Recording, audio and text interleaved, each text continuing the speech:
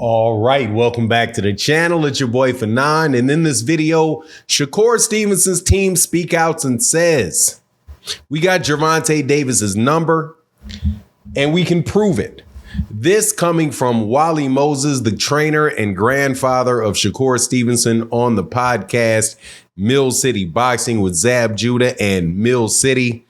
Let's talk about the secret information that came out that should let you guys know that the fight between Gervonta Davis and Shakur Stevenson is a very, very real thing and a very real risk for Gervonta Davis. Let's talk about that in this video.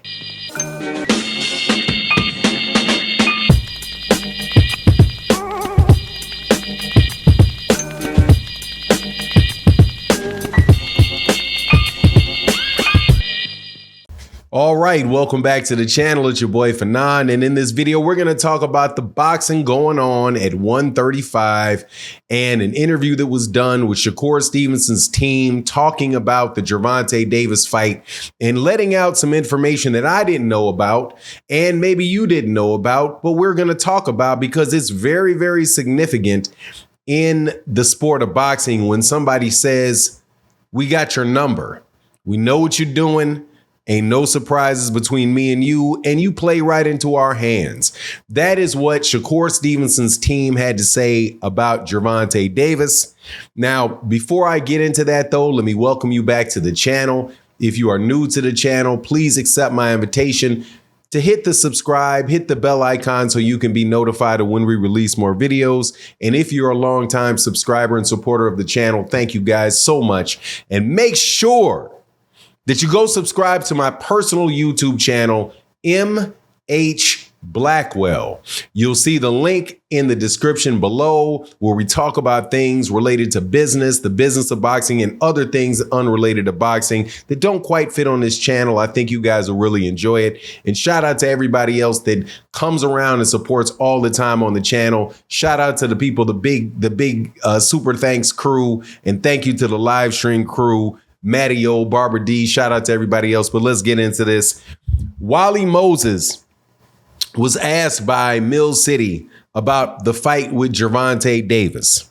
And what he said, a piece of what he said, I thought was very interesting when he was asked about the specific style of fight that Gervonta Davis is going to bring when Gervonta Davis walks people down and, applies pressure from the beginning of the fight to wear fighters down when he's not throwing a lot of punches, but he's throwing heavy shots. And this was the question to Wally Moses, what is Gervonta Davis going to do about that? Or what do you think, what is Shakur going to do with Gervonta Davis when Gervonta Davis does that? The answer, which I will get into a second, though, really reminded me of a scenario that goes on in boxing a lot of times when a fighter who you may not think has the ability to beat another fighter has that fighter's number because of past experiences, familiarity between camps, just knowing what this guy is. And that's pretty much what Wally Moses, Shakur Stevenson's grandfather and trainer, laid out. Now, before I get into those details, let me give you a couple examples of, this having happened before. When Shane Mosley was the welterweight champion, had beaten Oscar De La Hoya, was, undefeated fighter, had dominated the 135-pound division. He fought a amateur nemesis that went by the name of Vernon Forrest. Rest in peace to Vernon Forrest. Vernon Forrest was, what I think he might have called, I think his name was the Viper.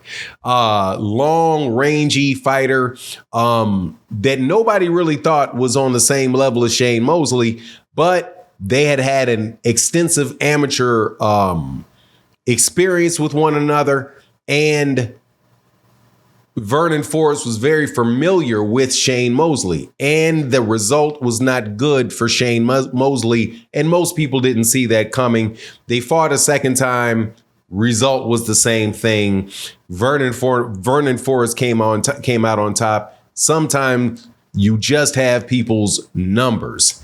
Now, one thing that Shakur Stevenson's father talked about with Gervonta and Calvin. He didn't say it about Kenny, but he said it about the rest, is that he knows these guys very well, that they've been going to amateur events for a very long time. At one point in time, Calvin Ford, who is the trainer, head trainer of Gervonta Davis, and Wally Moses actually would travel and bring their fighters to different tournaments together. They would call a New Jersey and Baltimore team, and they would go around, the area, the country, mopping people in the national tournaments.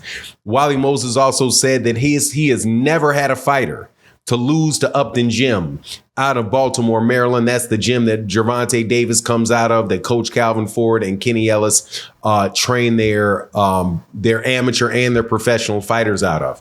And he said, look, man, we're very, very familiar with how they go about their business, and we know how to solve their problems. They don't know how to solve ours. So speaking specifically about Gervonta Davis and what Shakur Stevenson would do with Gervonta Davis, Wally Moses said, look, man, that fits right into our style. That we know exactly what to do. That if he wants to do like that, his arms are too short, we're going to keep him at the end of the jab. And, every once in a while, we're going to grab the little man up. We know how to grab you up, tie you up, and hit you while we grabbing you up, and you don't know how to hit us back. That was a specific technique that Wally Moses mentioned, that he said people from Baltimore and Kenny and Coach Calvin didn't understand and didn't know how to get past. So this is something that he feels is going to empower Shakur Stevenson to perform much better against Gervonta Davis than people expect him to, just off seeing these guys fighting other people. Now, for my take on it, I'm telling you, man, I think it is a very, very real thing, what he's talking about. I don't think that he's making this up. I don't think he's talking out the side of his neck about it. I think that these guys are very, very familiar with each other, and familiarity breeds contempt. Familiarity also allows you to recognize the patterns and the different things that people are doing. Now, the funny thing is, though, that Wally Moses didn't say was whether or not he had fighters in his gym that beat Tank. Because, aside from what the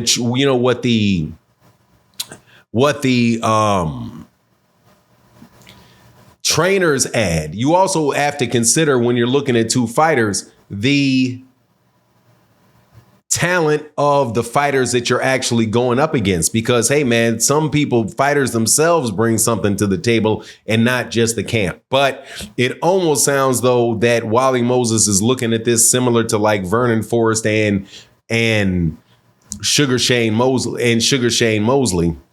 Talking about the length, talking about the familiarity and all of that stuff. But at the end of the day, we'll see.